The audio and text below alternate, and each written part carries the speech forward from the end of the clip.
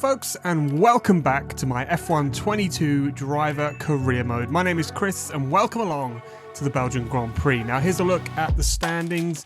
Last time out we were in Hungary and well, Lando was just too powerful, wasn't he? He pulled out a pit stop's worth of a lead pretty much towards the end of the Grand Prix, so another win in the bag for his championship, and we're still in P2 but closer to P3 than we are to P1, which is less than ideal. So far only one failure, which is always good.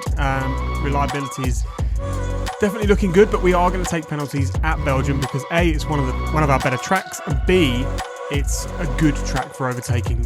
Some very long straights, a pretty high speed middle sector, so it's just a good track to overtake at. In terms of upgrades, we're going to be bringing some DRS, hopefully a major DRS upgrade in time for Monza. So we'll see what happens there. Fingers crossed that will come, because our straight line speed it's good, but it could be better. Technically on paper we've still got the best car, but honestly the way Lando's driving that McLaren, you won't be able to tell. With all that said, let's go qualifying.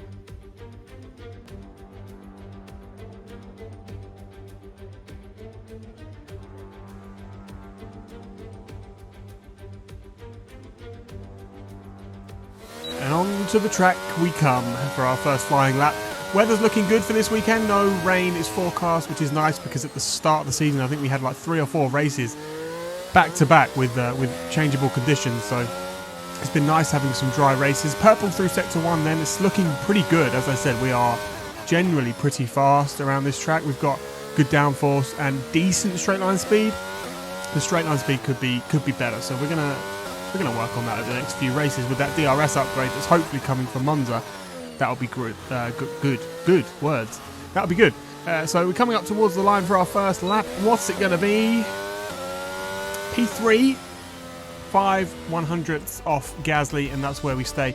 Lando Norris just ahead of us, fractionally ahead of us. So we could be in the shout for a win this weekend if we can pull out a good lap in qualifying.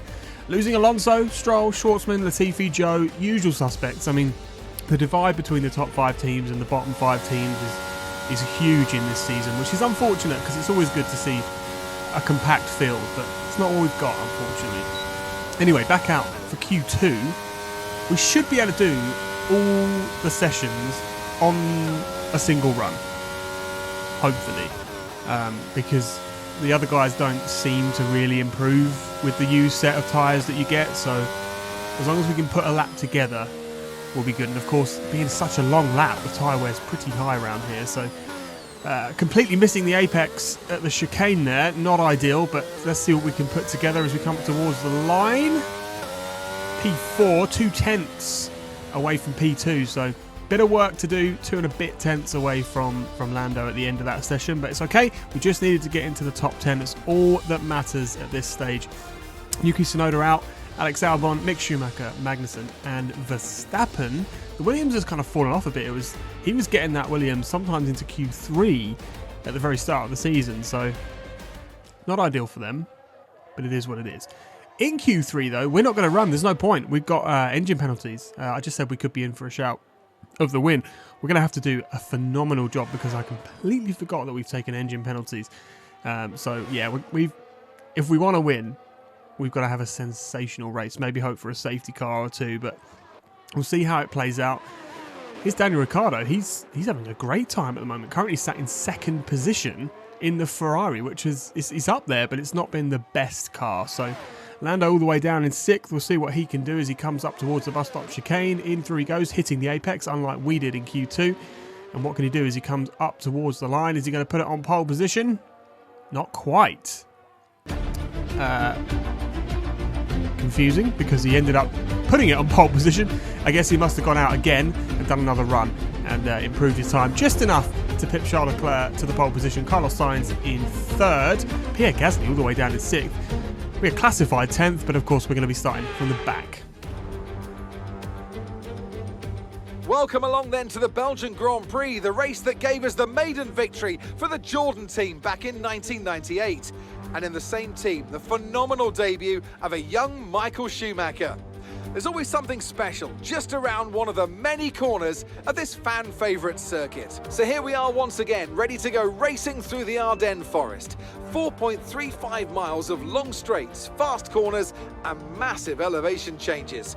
It makes this not only one of the most exciting circuits on the calendar, but one that makes for some consistently high quality racing as well. Simply put it, there's no place quite like it. So with the race not far away from starting, here's what today's grid rundown looks like. Lando Norris put in a fantastic lap yesterday, and he'll start from pole position, with Charles Leclerc alongside.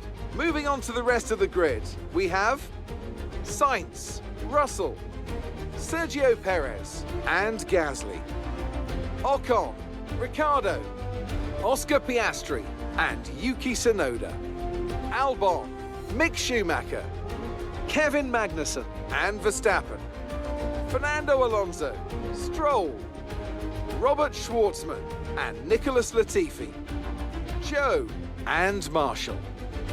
That's it then, it's time to go racing as we head down trackside for today's race. It's race day yet again, and joining me for a chat is Anthony Davidson.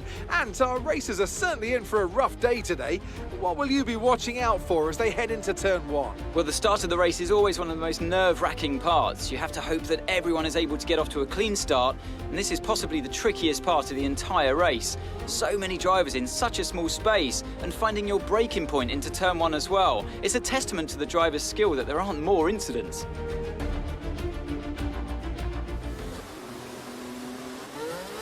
Okay, so let's go through all the gears if you can. We need to make sure the engagement is okay before the start.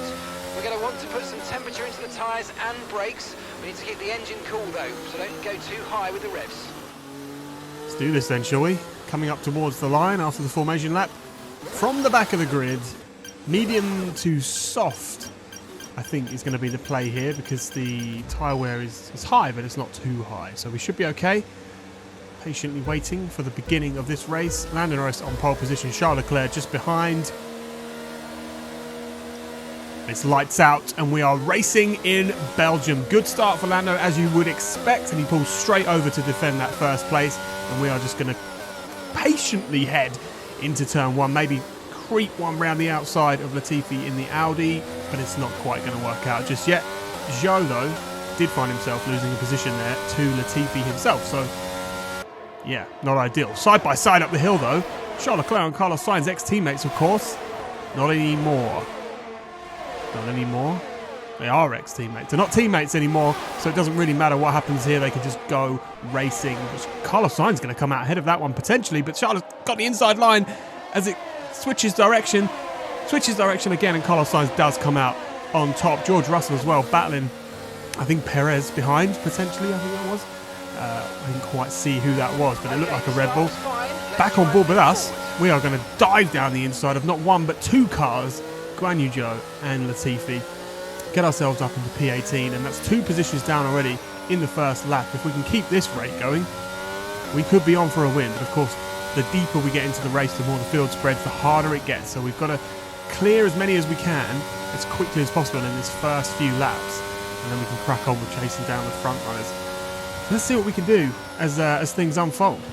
Very, very close to Lance Stroll here. We might be able to make a move even before the end of the lap. Normally, you'd probably chase somebody down along the back half of the lap and then into the chicane. You might go for a dive. But with the supreme pace that we have in this car, we are already alongside him and looking to make a move up into P17 we go. Can we go around the outside? I suspect the answer is yes, because we just have that much speed. And we're going to have a look at the Williams of Schwartzman as well. We're going to go down the outside, but there's a car in the way, and we move over, and that's forced Schwartzman off the track. So we're going to make sure we give that place back. And as we're doing so, we're getting absolutely swamped by Alonso and Stroll, just trying to take advantage of that scenario. But we've let him through. Here's what happened. Look, I come steaming down the outside. Just for a second, didn't realise there was a car there. And I had to just move out the way.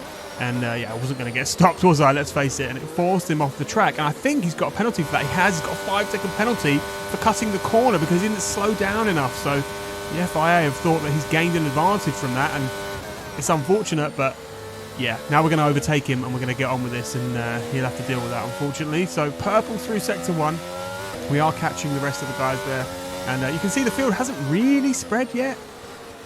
Lando's off having his own race. He's just gone. So we're going to do very, very well to be able to catch him, as is the case, as was the case in Hungary. We had no chance. So we're much quicker around here, so hopefully we'll be able to do something about it, maybe in the strategy. I reckon most of the other people will go medium to hard. So if he does that and we go medium soft, we should be laughing. We get on the grass there going past Verstappen. He never wants to give us room, let's face it. And we've gone out a bit wide, but we are going to keep that position. And into the chicane. Let's get on the brakes in time this time. Let's not hit anybody. AlphaTauri up next of Kevin Magnussen. I reckon we could probably get him down into turn 1 if we get a good exit. It was a decent exit, but he's pulling away. DRS enabled. Down the inside? Not down the inside. That's probably wise as we go into turn 1. Another purple sector, so surprised we haven't got a fastest lap yet. We need to up our game through sector 2 to sort that out. But yeah, we didn't want to overtake him into turn 1 because then, of course, we give him DRS for the huge straight. And that's never what we want to do. He's got DRS anyway, though, so maybe we would have been okay because we would have got it off Schumacher. But we're gaining on him. We're going to go to the outside, brake a little later. I was about to say we did the move, but he's still there alongside us. He's not giving this position up easily, mate. It's only P13. But watch the speed round here. We're just going to sail. Oh, we nearly hit him there. Round the outside. And we should be able to get this move done now as we switch to the inside. And we just cut that line. And off we go into P13. And we should be able to get past Schumacher as well towards the end of the lap. But we're going to do this into the chicane. We're already front wheel to back wheel. We're going to go to the outside again. Remember what happens with Schwartzman. It is a car there as well. And we've just... yeah. It's not going well, the moves into that chicane. So we should probably not do that anymore. But especially if there's cars super close in front, you just have to get on the brakes that little bit earlier. But on to lap 4. We're still setting purple sectors pretty much every lap. But we just haven't put one together to actually get a fastest lap yet. So we're going to go past him on the inside. Yes, we are going to force him to go the long way round. And up next is Tsunoda in the AlphaTauri. Hopefully we can dispatch him pretty quick, and then we'll be after Albon, and that'll be top 10. Yeah, as Mark said, the points are not too far away, so we're going to be pushing very, very hard to try and get ourselves into the points as soon as possible, and then we can crack on. If you look at the gap, though, between where Albon is and the cars in front, there is a bit of a gap forming. That Audi's not super quick. I mean, he can tend to hold a position once he gets it, but in terms of actually making progress, it doesn't really happen. So I would say it's probably one of the fastest of the midfield, but yeah, a lot of work to do at Audi to get that car where it probably, or where they want it to be, right? Fighting at the front, let's face it. Because when it was Alfa Romeo in Season 2, they were on an upward trajectory and they sort of plateaued a little bit into this season. So we'll see what happens. We've got a yellow flag here. Is that going to be somebody retiring, or what's happening here? It looks like somebody behind us is going slowly. Green flag. Looks like Haas. It's not a Haas, it's an Audi. Nicolas Latifi is out of this race. Unfortunate for them. They're having a lot of failures, eh? Speaking of Audis, on to lap 5, and we are going to absolutely cruise by Alex Albon to take P10. We're now into the points-paying positions, and we've got a bit of a gap. 2.6 seconds doesn't seem like very much, but yeah, we've got to make that up. We'll have a bit of clean air for a while, so we should be able to make it up. We've got a yellow flag here as well. What's happened? There's a car facing the wrong way. That's Charles Leclerc facing the wrong direction. I'd like to see what happened there. Here you go. He just gets on the curb, spins it round into the wall. He's lucky that he didn't get terminal damage from that, or even the loss of a wing. It looks like his wing's intact, so the biggest damage for him there is the fact that he got caught in traffic and just couldn't go anywhere. But that's very unfortunate. Down the inside on Ricciardo. Just a bit too late, that one, wasn't it? We were never going to get through there. And yeah, we're going to have to concede that one, unfortunately. Bit clumsy, this race. We seem to be going for moves that don't really exist. But as I say that, we're going to go around the outside of Daniel Ricciardo. Are we going to hold the position? Yes, we are. Lovely stuff. Moves to the inside. We cut him off, and off we go after Esteban Ocon. We're making very, very good progress, actually. I mean, just look at the gap that Lando's got to the rest of the field as we go down the inside on Esteban Ocon. He's going to switch to the outside, so it's probably not the ideal place to do it. Any stern defence there from Esteban.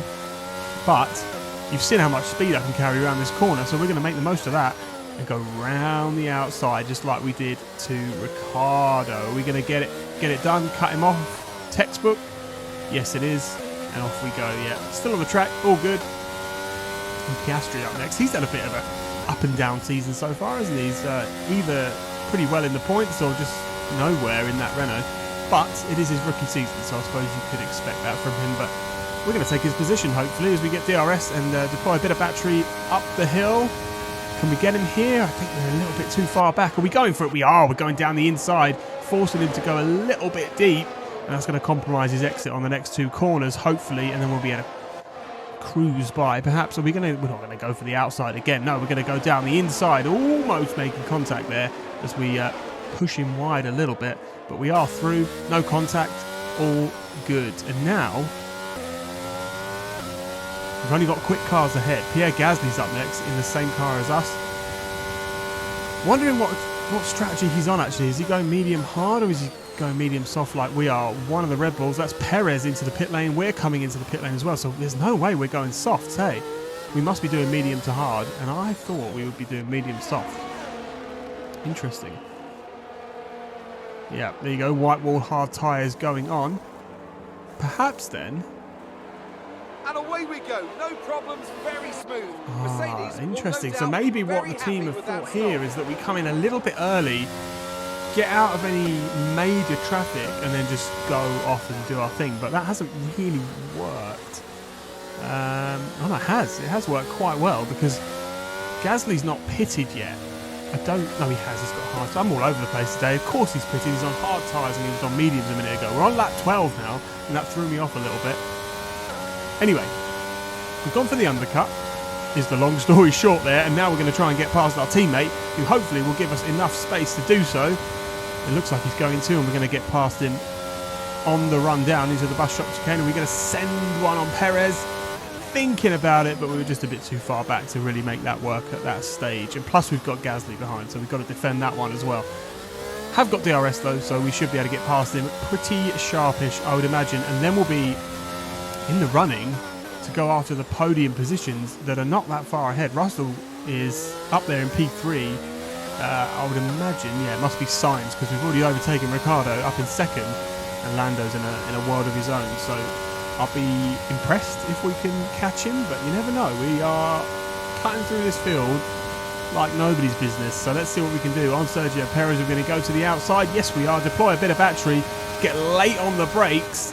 But he's going to stick a nose in and make sure that we know he's very much still there. We're going to give him enough space to breathe and let him go through there. But the textbook move.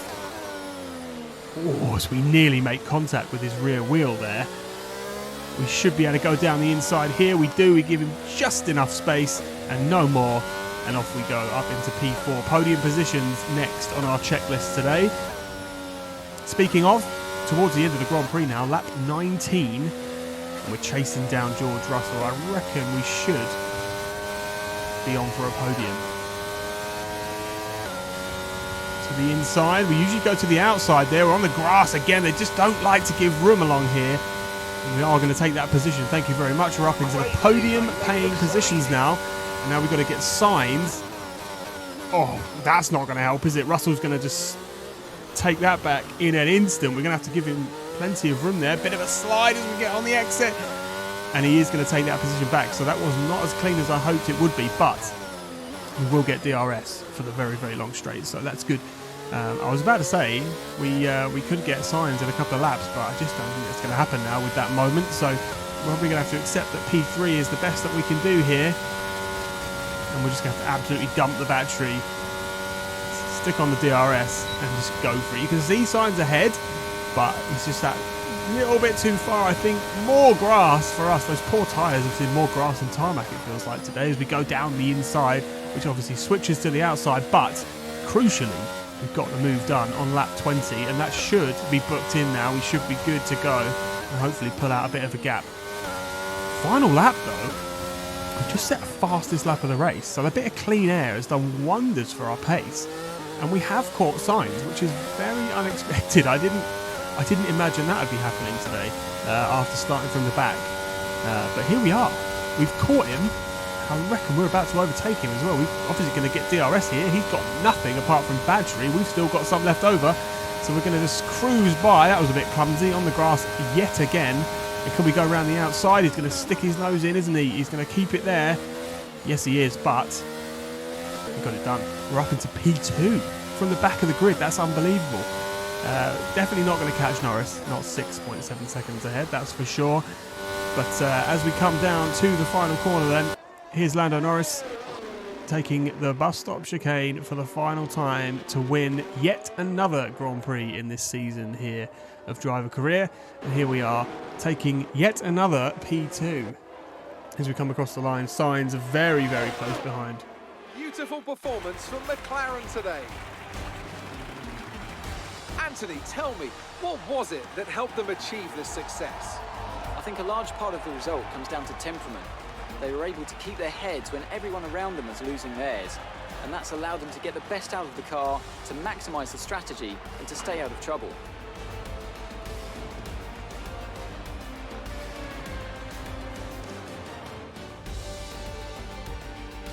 Our winning drivers are on their way to the podium right now. It's been a fantastic race for McLaren, that's for sure, and no doubt they'll be celebrating tonight.